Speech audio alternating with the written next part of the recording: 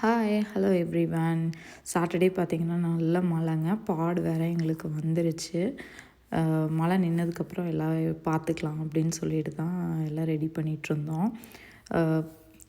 அமேசானில் வந்துட்டு தோசைக்கல் வந்து ஆர்டர் பண்ணியிருந்தாங்க. ஆல்ரெடி எங்கிட்ட இந்த பிராண்டில் லார்ட்ஸ் பிராண்டோடது இருக்குது. இன்னொன்று வந்துட்டு நான்ஸ்டிக் நான் வச்சுருந்தேன், சப்பாத்தி போடுறக்கும் ப்ரெட்டு போடுறக்கும். அதை வந்து த்ரோ பண்ணிட்டேன் நான் டெக்ஸாஸ்லேருந்து வரும்போதே. இங்கே வந்து புதுசாக வாங்கிக்கலாம் அப்படின்னு தான் பிளான். எல்லாமே அயனாகவே இருக்கட்டும் அப்படின்னு சொல்லிட்டு இது ஆர்டர் பண்ணி ஒரு 3 டேஸில் வந்துருச்சுங்க. ஆக்சுவலாக வீட்டுக்கு வரக்கு எக்ஸ்ட்ரா டைம் எடுத்துக்கும் அப்படின்னு சொல்லி வந்திருந்தது.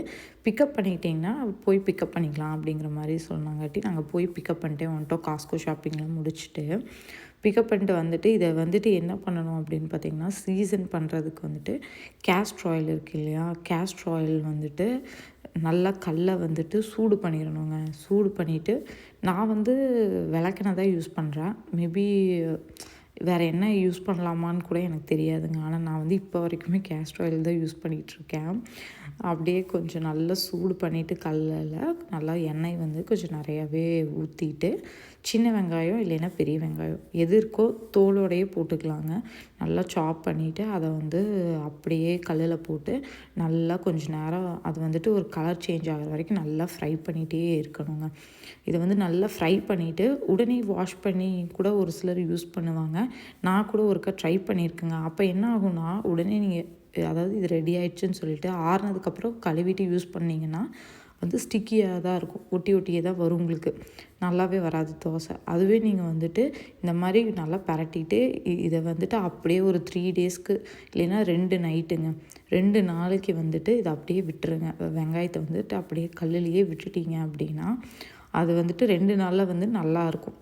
ஸோ அந்த 2 டேஸ் கழித்து நீங்கள் வாஷ் பண்ணிவிட்டு யூஸ் பண்ணிங்கன்னா தோசை வந்து நல்லா வரும். அதுக்கு முன்னாடி நீங்கள் யூஸ் பண்ணிங்க அப்படின்னா கொஞ்சம் ஸ்டிக்கியாக தான் வருங்க. அதனால் நான் வந்து அந்த வேலையை முதல்ல சீசனிங் பண்ணி வச்சுட்டேன்.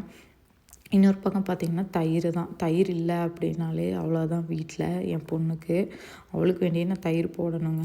நல்லா பாலை காய்ச்சிட்டு நான் வந்து டெக்ஸாஸ்லேருந்து வரும்போது என்ன பண்ணிட்டேன்னா, அங்கே வந்து பெற போட்டு அந்த தயிரை வந்து ஃப்ரீசரில் வச்சு அப்படியே எடுத்து காரில் தூக்கி போட்டு வந்துட்டேன்.